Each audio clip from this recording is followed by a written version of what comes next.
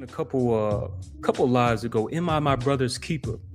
And when you bring up Shakur and Keyshawn and Tank's actions, that question becomes harder and harder to answer. It's something that used to get a split-second reaction, but it's something that you said where it's like, you know what, it's a shame that I actually have to think about what the answer to that question is when there's dudes like this around. You showed Wiz Khalifa earlier talking about, I don't even know if that really was Ryan Garcia. Wiz Khalifa, you're a hypocrite. What does Coach and Drew say? Qualify what you say, Patrice X 30. Wiz Khalifa, a couple years ago, you were on Twitter arguing with Kanye West. You didn't ask, hey, I wonder if this is really Kanye West or not. You immediately started the attack. You didn't give him that same leniency to say, well, I don't even know if this is him. But for some reason, and whatever Kanye was doing, it was nothing what Ryan Garcia was doing when he was talking about he wants to unalive us and join terrorist organizations. But for some reason, Wiz, you're giving Ryan a pass, talking about, I don't even know if that was him, when Ryan himself said it was him. What more evidence do you need? Wiz Khalifa and Kanye, I don't respect any one of them anyways, but I don't like when I see us treat each other differently. That goes with Sean Porter. That clip that you played is not surprising at all. At all. Now, here's my thing with Tank Davis. The self-hatred will be the destruction of you all, like Keyshawn, Shakur, you brothers moving like that, and especially you, Javante Bryant Davis. I ain't even gonna call you Tank. I'm gonna call you your full name today because of what you're doing. Tank Davis or Javante Bryant Davis. You run to the ones who hate us. That's the name of the video that Coach named it. Again, what do you mean, do they hate us? What are you and Drew been saying? Qualify what you say. Was it me who dropped that in one of your lives? You talking about the Joe Lewis book, and I regretfully had to interrupt that to say, Coach, did you see what Benavidez just said, talking about our people are pussies and not warriors for fighting a certain way? Yes, sir. Benavidez said, if you can either be a pussy or you can be a warrior. That's what he said. And he was talking about us. Tank, you need to realize, or let me call you by your name, Javante, you need to realize you're trying to go learn from other people who deep down want to learn from you. Deep down, you're going to learn from people who, at the end of the day, would trade everything that they have to be able to move like us, talk like us, walk like us, or in your sense, Tank, fight like us.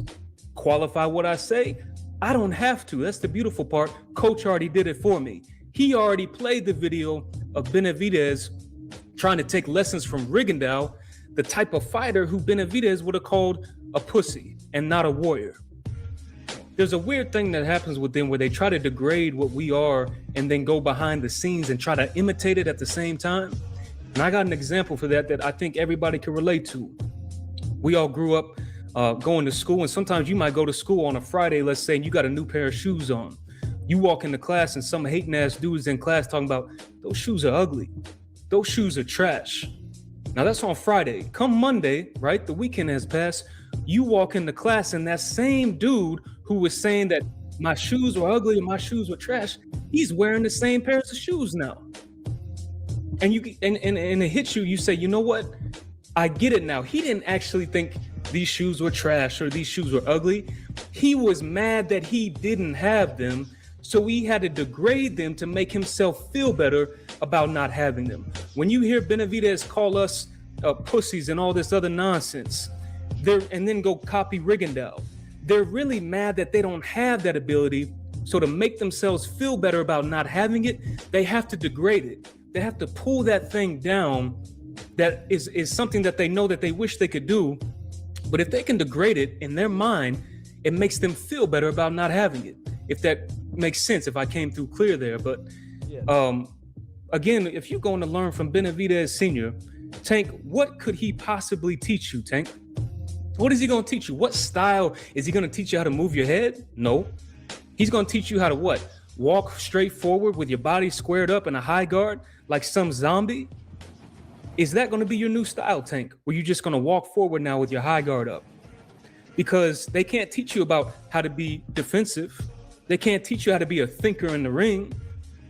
That style, by the way, that Benavidez fights with, I'm going to say this. I think it's a very beatable style. And I'll use Caleb Plant as an example. Plant has a watered down, great value imitation of our style. You go in the grocery store, you got Fruit Loops, and then you got the knockoff fruit rounds. Well, that's Caleb Plant. No offense to Caleb, because he actually stood up against Ryan. But when it comes to our style, he tries to do it, but it just ain't the same. However, he had a lot of success against Benavidez in the first half of that fight. So imagine if an actual fighter with the real style that we fight with and our actual conditioning was to do that. Benavidez is a very beautiful fighter in my opinion. And I don't know what you're going to learn, Tank, from being around them. Again, they're going to try to water down your style and your rhythm because that's all they know how to do. They're jealous that they can't do what you do. So again, I think Tank is a underrated thinker in the ring. I do think he has some boxing IQ, but here's my thing with Tank. You talked about this a couple months ago, Coach. There's somebody coming out of retirement, Coach. Who is that? Lomachenko.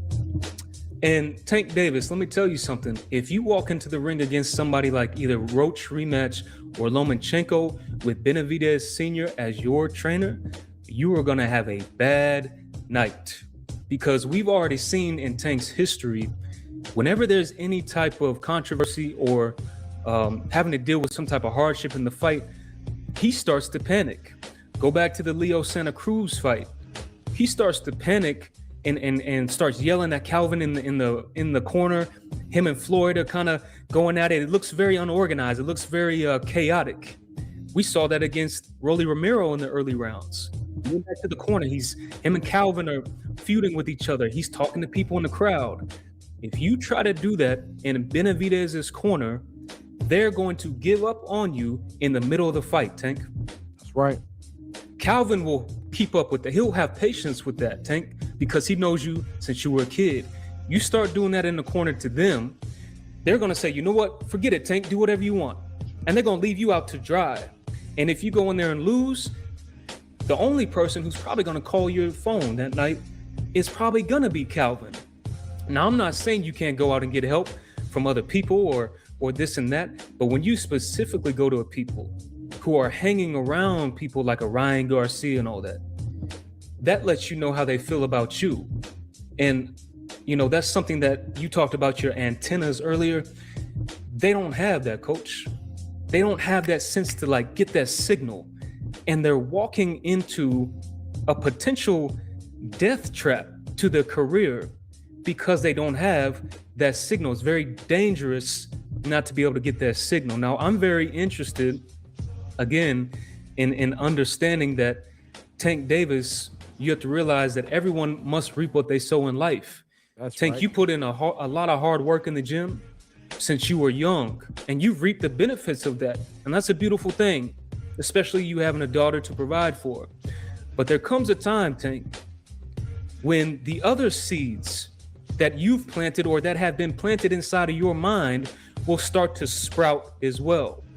Seeds that you didn't even know were planted there. Seeds of self-hatred that you thought were buried underneath the soil of your mind will start to rear their head and come out. Don't forget, Tank or Javonta, there will be a time where you will undoubtedly have to reap the fruit of your self-hatred.